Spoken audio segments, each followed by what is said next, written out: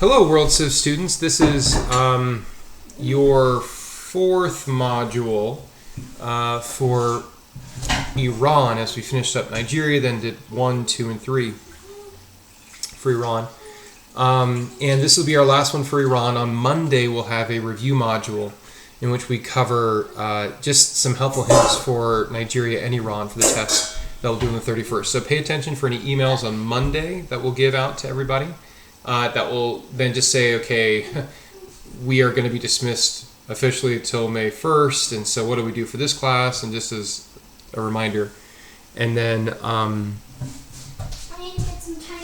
yeah, and then the other thing that you'll hear is that on Tuesday, I'll actually send out to you via email the test, and on your honor, do it by yourself. The time allotment's there. I think it's 45 minutes total for the test. But the instructions will be on it, and then you just got to send it back to me via email. So that's the plan for Tuesday for the test. Monday, you'll have the review. Today, our goal is to finish up on Iran. So in that last section, right, so this will be on your, I guess, your fourth page. You'll have the first page, in which the first page in which we covered a lot of the women's rights, and the second page about politics, and the third page we covered about sort of civil society, current events, and the fourth page, it's at the very bottom and leads onto the back, is about the next Star Wars trilogy, question mark, A New Hope, tying into the whole like empire showed in the past that Iran had a very interesting thing, whereas going forward, the question is with Rouhani, how is this going to look like? So there's going to be three main things you're going to put down here in the next Star Wars trilogy. And the first one that you're going to write down is, in 2013, the Green Movement was resurrected to try to push for Rouhani to become the new president. So in 2013, the Green Movement was resurrected to have Rouhani become the new president. Now, he didn't actually campaign under the Green Party's idea. In fact, Khatami, remember, we don't have a picture of him, but Khatami from before, who was president, opened it up to have what's the right way to say this, a reform party, and he served his term. Ahmadinejad was there, did not like Ahmadinejad, and knew that while he constitutionally was allowed to run again, which also shows that Ahmadinejad could run again, while Khatami was able to run again, he knew that his name was too notorious against what they call the Guardian Council, which is the group that looks over and does not have true political competition or even an idea of transparency, in that they can strike people off the ballots even before people get voted in. So Khatami knew that he couldn't run and have success. So he stepped down and he backed a guy named Rouhani, who was a cleric, meaning he was a religious leader, but he was a moderate. So remember, we have religious conservative, we have secular reformist, and Rouhani was moderate. The Guardian Council was this close to disavowing him and getting him off the ballot, but they decided not to after all. They decided to keep him on there. So in a way, Green Movement, was crushed. The germs had been vaccinated from the Iranians' minds, but it sort of came back in 2013 when Rouhani was elected. So that's quite good. The second thing that you're going to write down is that Rouhani was re-elected in 2017. He was re-elected in 2017 and has tried to open up communication with the West. So he was re-elected. He's still the current president, and he tried to open up communication with the West. He is, in that analogy, sort of the emo Kylo Ren that eventually could be good, spoiler alert, but also isn't as intense as Darth Vader. but he has tried to talk with the West. He isn't as against the West as Ahmadinejad, nor has he been on a crackdown putting women in jails either. So that's a big credit to him. However, the third and final thing you're going to write down is, unfortunately, the Iran nuke deal between the U.S., the EU, and Iran has fallen apart. Unfortunately, the Iran nuke deal between the U.S., the EU, European Union, and Iran has fallen apart. Unfortunately, that has fallen apart. So what's happened with this? Again, these are examples, I think, of good democratization, hint, that these both Green Movement coming back and electing Rouhani, sort of, they weren't really obvious in saying, we're the Green Movement. Why, for a couple points? Because that means they would probably be killed again.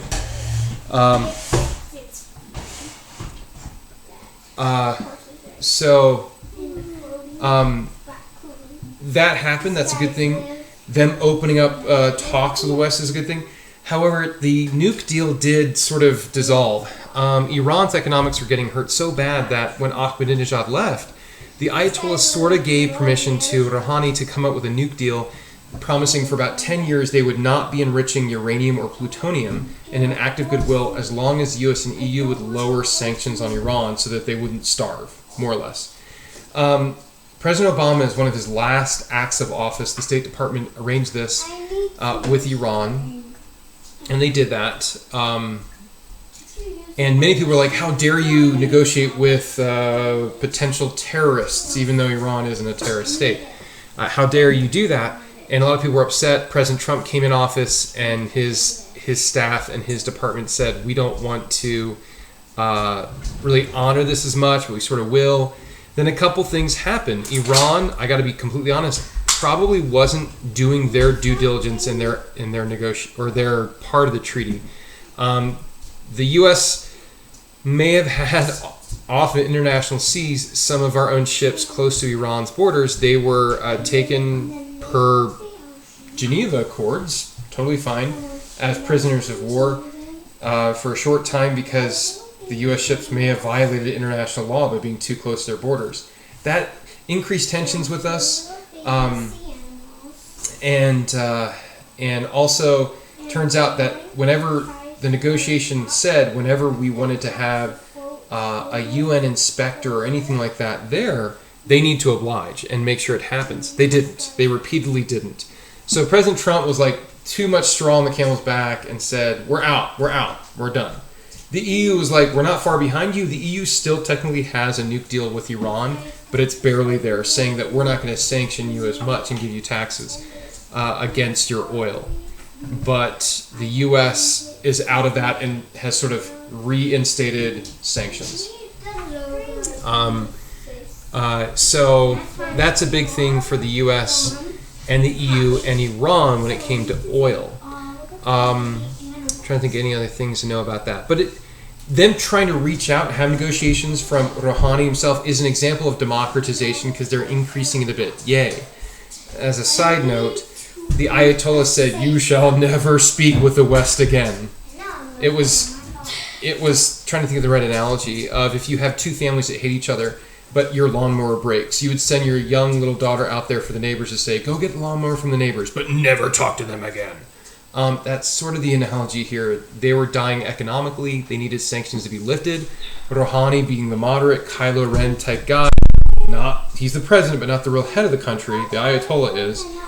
But go forth and do, and go negotiate that. And when he came back, the Ayatollah said, never again. Like Hatfield to McCoy's type thing.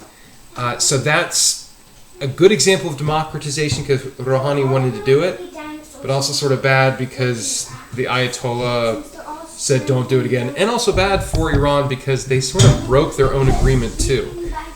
Some might fault President Trump for being too rough with them, but probably not fair. I think President Trump actually, in this regard, any president would look at this and say, it's a sham if we keep our end of the deal and not taxing you as much, if you still refuse to have individuals allowed in for UN inspectors and refuse to stop enriching uranium and plutonium, even though you did.